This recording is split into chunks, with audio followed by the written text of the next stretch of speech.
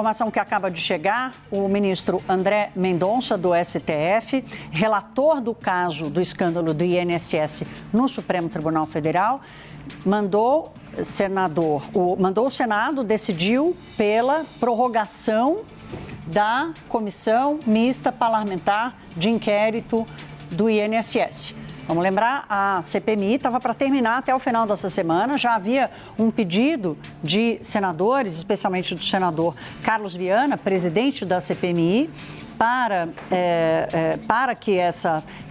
que o Supremo tomasse essa decisão, né? Já que toda a sinalização dentro do Senado era de que a CPMI teria que acabar. Um relatório já estaria sendo preparado e tudo mais. E agora André Mendonça, não havia expectativa para isso, viu, gente? André Mendonça decide, então, que a CPMI do INSS deve ser prorrogada. Vamos a Brasília com o Matheus Teixeira, que é o nosso analista e acompanha de perto o que acontece no Supremo Tribunal Federal e vai nos ajudar a entender, Matheus, bem-vindo à Hora H, esse enredo, né? Porque eu, hoje cedo, estava conversando com Brasília, a expectativa era de que André Mendonça talvez não quisesse se intrometer, talvez dissesse, olha, isso é uma questão para a Câmara dos Deputados decidir. E agora vem essa decisão. Qual a sua avaliação? Bem-vindo.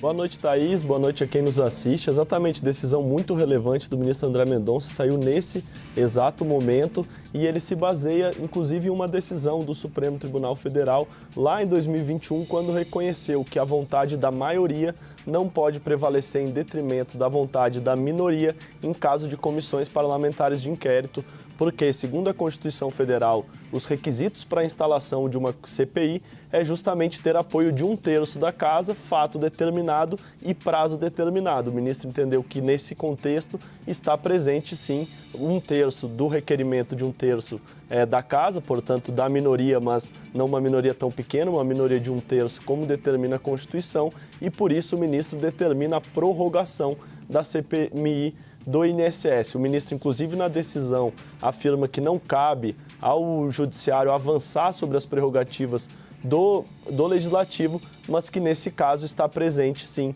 a necessidade de intervenção judicial, porque, segundo o ministro, há uma omissão da presidência do Congresso Nacional em ler o requerimento de prorrogação, porque esse requerimento, tendo o apoio de 1/3 da Casa, tem que ser deferido. Foi esse mesmo entendimento que o Supremo Tribunal Federal adotou em 2021, quando a então oposição ao governo Jair Bolsonaro tinha 1/3 de assinaturas para instalação da CPI da pandemia e o ministro Luiz Roberto Barroso, que acabou de se aposentar, deu uma decisão obrigando o Congresso Nacional a instalar a CPI da pandemia e obteve o voto de 10, na verdade de 9, além do dele, aquele julgamento acabou em 10-1. Portanto, na visão do ministro André Mendonça, há uma jurisprudência nesse sentido.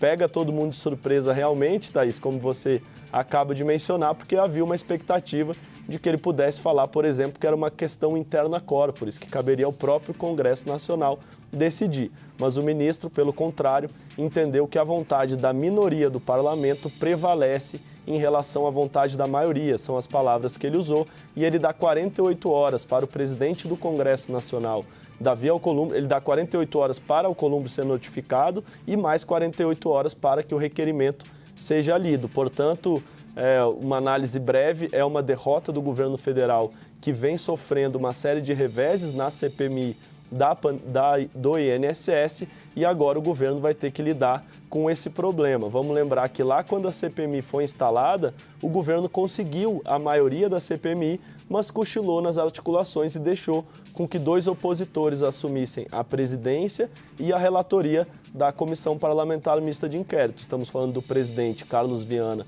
muito próximo de Jair Bolsonaro, e Alfredo Gaspar, um opositor ao PT em Alagoas. Portanto, o governo vai ter a expectativa, o ministro, só para concluir, afirma que a prorrogação é pelo tempo que eles entenderem necessário, portanto, não há uma determinação desse prazo, mas fato é que o governo vai ter mais dor de cabeça para administrar daqui para frente. Tá aí.